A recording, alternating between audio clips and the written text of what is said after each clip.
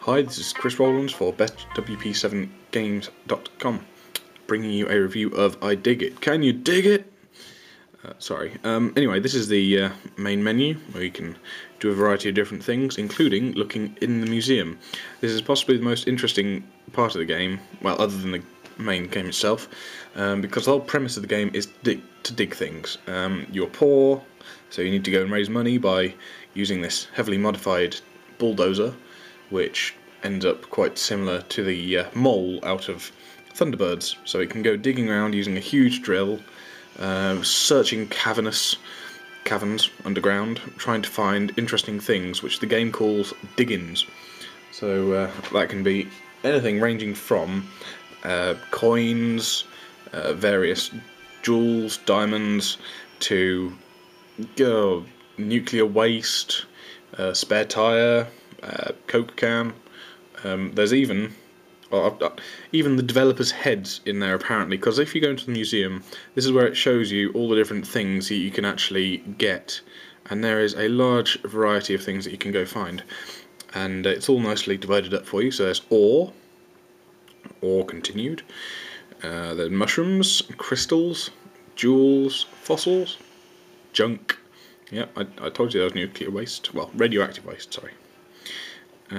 Coins, lost expedition, Atlantean artifacts, Aztec artifacts, oceanic, pirate, Egyptian, space, misc, and the dev heads, which I'm definitely looking forward to finding. And there are, of course, achievements and leaderboards. This is an Xbox enabled game, like Xbox Live enabled game, so the achievements do get you points, which is quite nice. And if I continue this game, it will show you what I was doing for the last one. Now, I've already done this level. It's the only level I've done so far, and it actually I appear to be running out of time here, but for this entire level, once you've completed a couple of little introductory tasks, you actually have 2 hours to complete it, and that's real time, not kind of sped up game time or anything. Anyway, you control it by using this joystick, which is I'd prefer it if it was a bit larger, but that's probably because I've just got fat fingers. But sometimes I do end up going off the edge of it, and then it doesn't do what I want it to. But yeah, you can fly up to get out again, left and right, and down to dig. Over here, there are 1, 2, and 3. You can buy objects like dynamite, stuff like that, and they go into those slots. You can carry 3, and you tap on it to activate it.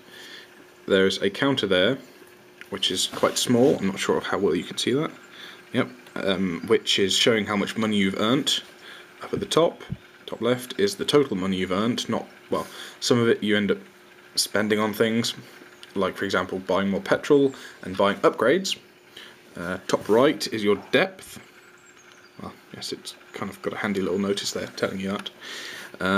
Down at the bottom there is a button which opens up which tells you what your current task is, and then also there is a map. Now, it's not going to show you very much, but that map does end up getting quite extensive and impressive and very useful when you end up getting closer to the end of the 2 hours, because gosh, this goes down a long way. Yeah, you can just simply keep on digging downwards, but eventually you'd have to stop because the drill isn't that good and you'd need to upgrade it, and you upgrade it by going into here.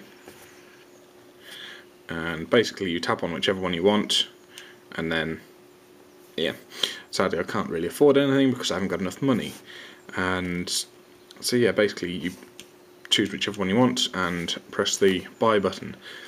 Now, as I said before, you can buy different objects. Whee!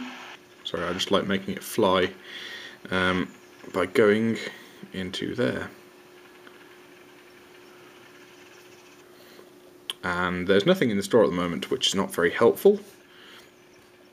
And when you want to give back items, or to sell them off to the farmer, you go to the farmhouse, and then you have the option of saving. Now, I've got to admit, it must have been painful for the first iPhone users to have played this game, because it was originally an iPhone game, and it didn't have the save option, so you would end up playing it for 2 hours straight, and if you messed it up, then tough luck. Basically, it does get quite interesting, even though it does take a long time. It is very satisfying when you beat a level, and it becomes quite tricky because you have to balance having the right amount of fuel while making sure you keep enough fuel in reserve to get yourself back up to the top when you keep digging down and down and down, and making sure you don't overheat because that damages your ship, your bulldozer. And now, just to demonstrate, I'm going to actually start the another level. Now this is the little map, and there's different difficulties.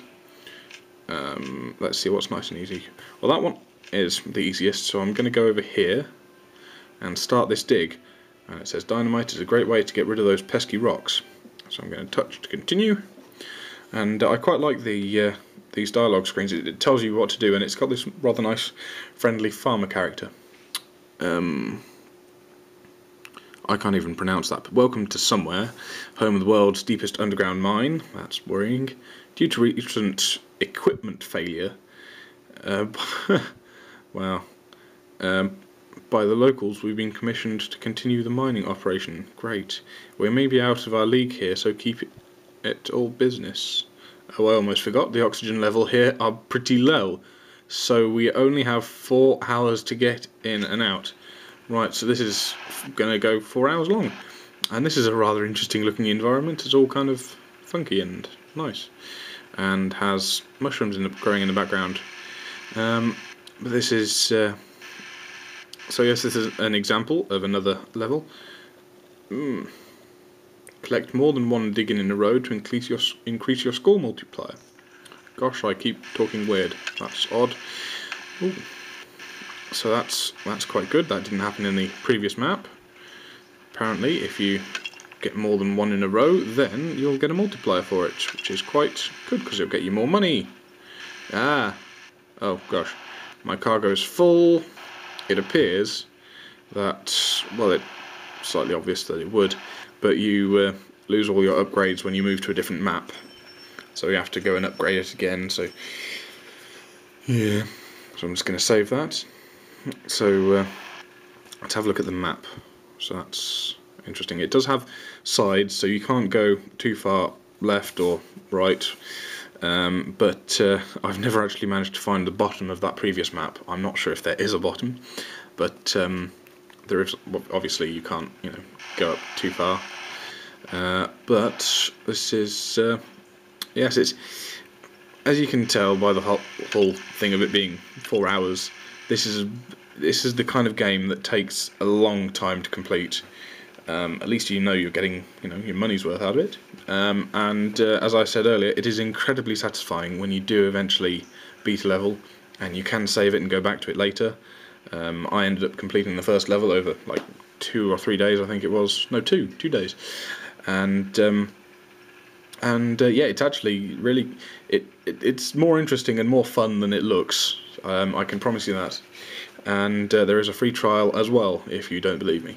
So that has been a review of I Dig It, and thanks for watching. Goodbye.